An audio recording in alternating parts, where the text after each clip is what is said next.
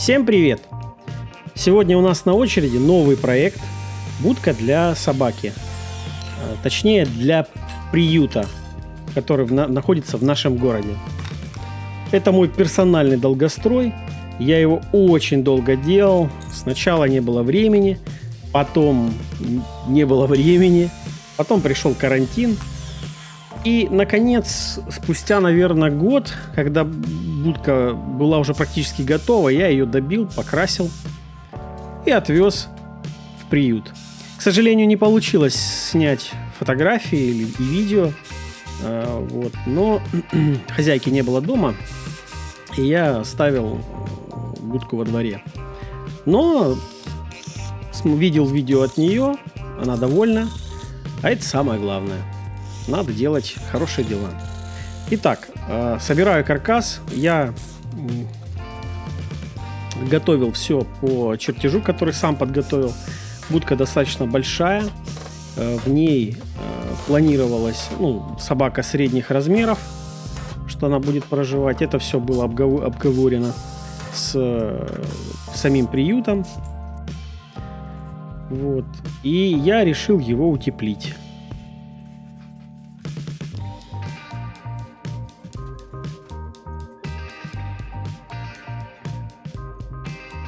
Утеплитель выбрал Технониколь, если кому это важно, да, 2 сантиметра. Это я собираю низ, собственно, самой будки, пол точнее. Для работы я использую брус 50 на 30. Сначала хотел 50 на 50, но потом подумал, что будка будет слишком тяжелая. Она и так получилась тяжелая, а так была бы вообще просто бы неподъемной. Значит, использую вот такие черные саморезы. Пожалел 10 раз, что их начал использовать, потому что они гнулись, ломались, прокручивались. В общем, дальше, может быть, даже будет это все видно. Вот. Угол для крыши получился в районе 8,1 градуса. Такие две боковушки. Достаточно крепенько все. Где-то действительно 8 градусов и получилось.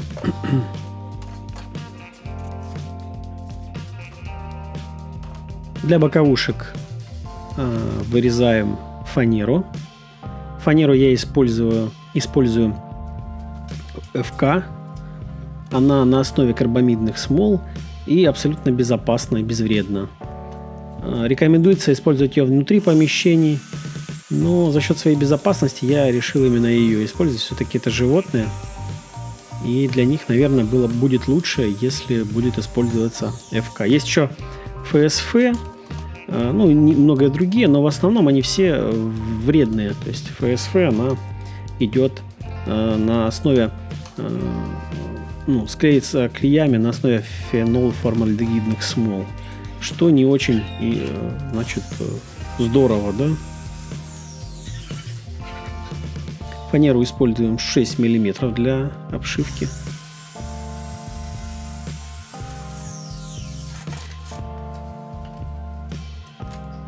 Такую красоту получаем.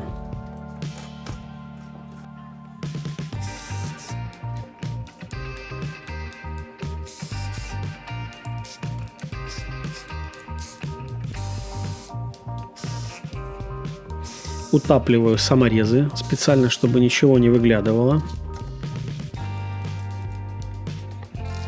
Фанера — это не конечный слой, сверху будет покрываться вагонкой все. Поэтому все должно быть утоплено. А это основание. Основание чуть потолще. Вот оно 12 мм сверху и снизу. Наверное, все-таки надо было сделать внизу основание из досок, потому что все-таки будет, если не под навесом, а где-то на улице, да, на открытом воздухе, то может быть через время расслоиться. Я ее высоко поднял, крыша большая, поэтому получилось, поэтому не должно ничего подмокать. Все же. А это боковушки.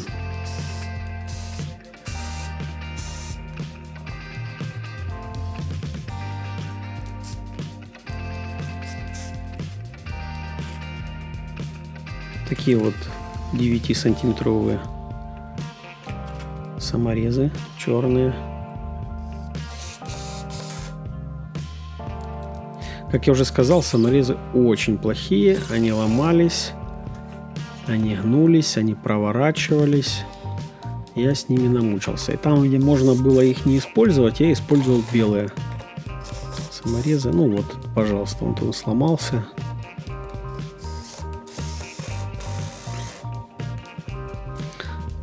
Кажется, что конструкция хлипкая достаточно, но в конце я укрепил все прям замечательно. То есть за счет всех остальных стенок и стяжек все будет достаточно крепко и неубиваемо. Соединяю между собой две противоположные боковушки. Стянул сверху струбциной, чтобы было удобней.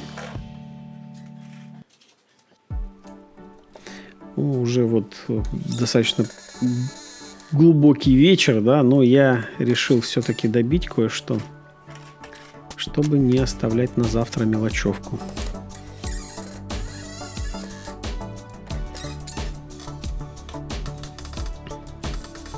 Так увлекся, что решил перебраться в гараж.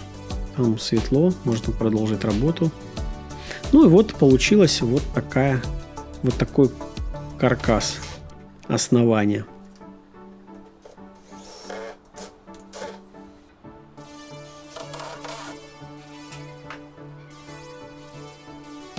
Брус решил заднюю стенку укрепить. То есть так-то она получается на весу, но за счет вот этой распорки, которая будет поддерживать снизу, все будет крепенько. Ну и плюс та же фанера, которую я решил обшить и заднюю стенку, она будет дополнительно крепиться к вот этому брусу маленькому, да. И он будет выполнять двойную роль: поддерживать верхний угол и нижний.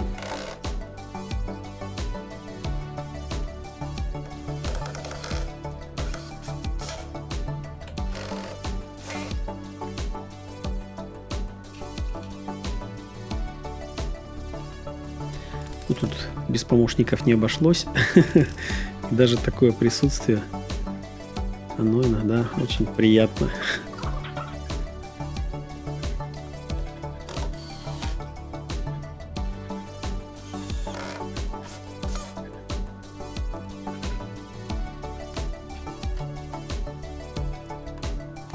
Нейлером решил пройтись, прихватить. Обязательно используйте, если вот используете нейлер, используйте очки. Ну и старайтесь не подставлять пальцы в те места, где потенциально может выскочить шпилька. Ну, с другой стороны, например, если она чуть длиннее. Ну и прокручиваем все саморезами. Конечно, сразу при добавлении вот внутри стенок конструкция усилилась, все стало просто железно. То есть вот по крепости очень серьезно. Ну и вот что получается.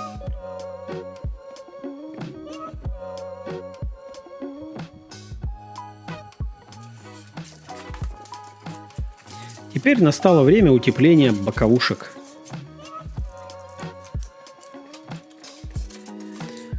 Силиконом прохожусь, чтобы лучше скрепить. Ну, я решил перестраховаться, потому что, в принципе, они сидят достаточно неплохо. Можно было и так бы оставить. Ну, мало ли, может быть, там от ветра, чтобы не получилось, что они мотылялись. Я их решил дополнительно посадить на силикон. Ну, это уже ножки. Вот такую вагонку я решил использовать. Вагонка не важная. Ну, в принципе, как бы это не высший сорт. Ну, в принципе, достаточно неплохая.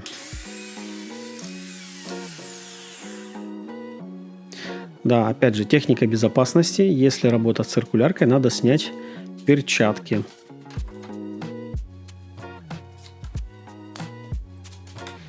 Ну, в данном случае не циркулярка, но все равно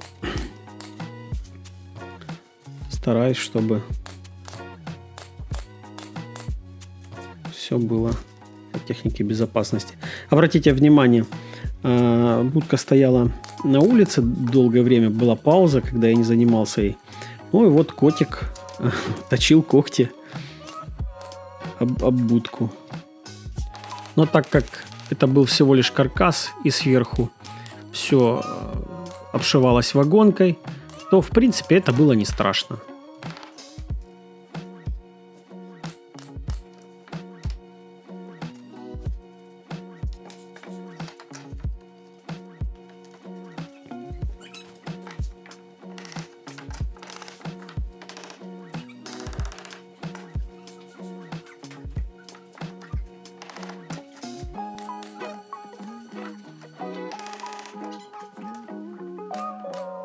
Шпильки достаточно хорошо удерживают вагонку.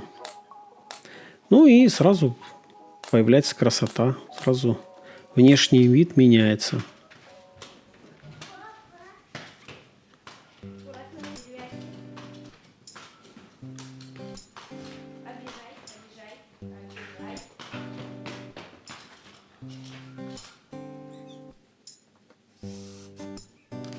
Там, где можно, где будет скрыто уголками, проходимся дополнительно саморезами. Какой бы хорошая шпилька ни была, но все-таки это шпилька. Если сильно потянуть за какую-то часть, то ее можно оторвать. А на саморез все будет удерживаться очень прочно.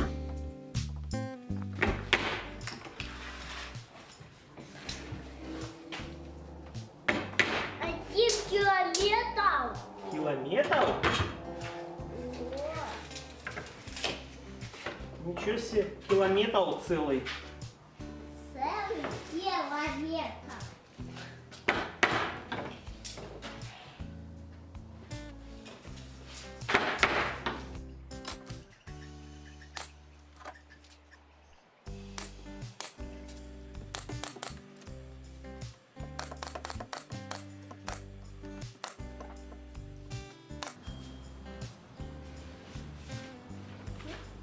Прям, да, прям смело. Только сильно не макай.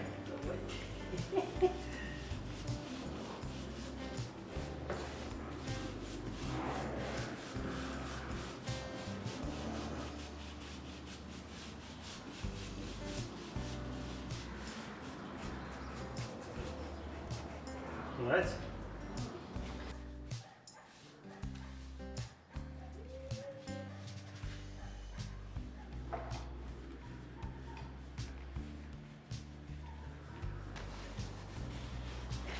Нравится?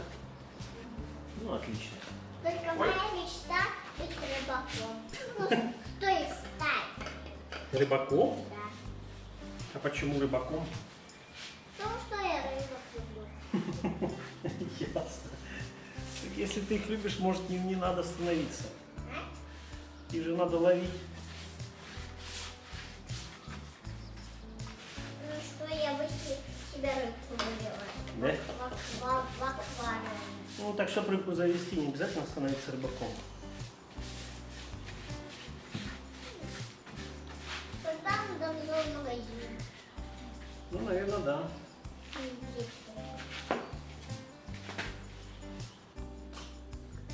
Решил покрасить вот такой вот краской и вот таким вот нежным бежевым цветом. Это первый слой. Он не такой яркий и сочный, как получится в конце, но уже достаточно хорошо виден цвет. А вот тут уже вот второй слой есть.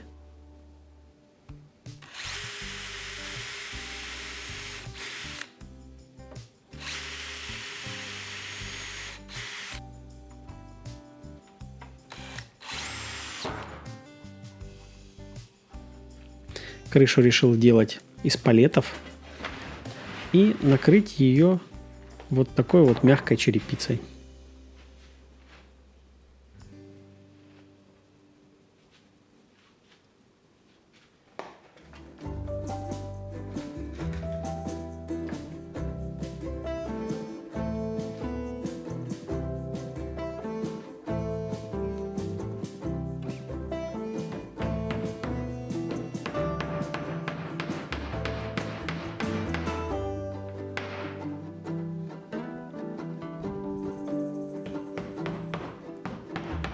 черепица крепится вот по-особому снизу вверх.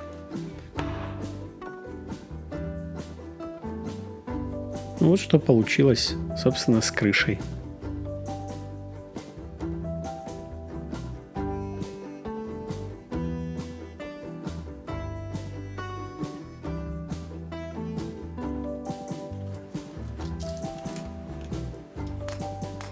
Ну а теперь красота.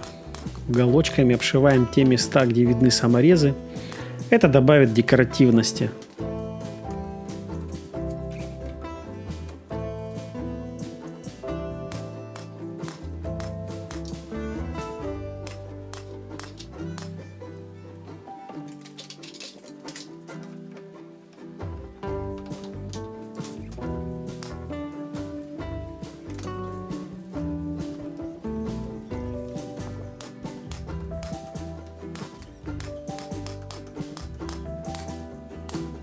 Мне кажется, форма в виде домика входа очень-очень даже неплохо смотрится.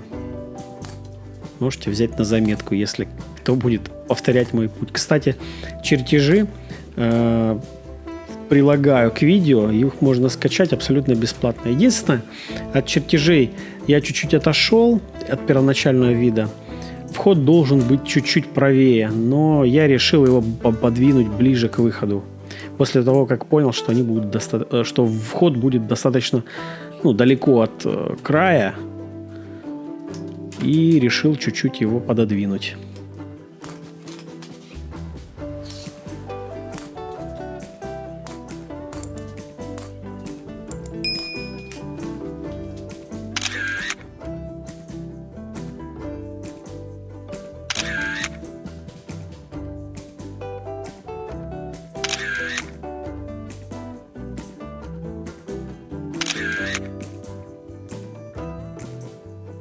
Спасибо за внимание. Ну а это переписка с приютом. Всем добра и до скорых встреч!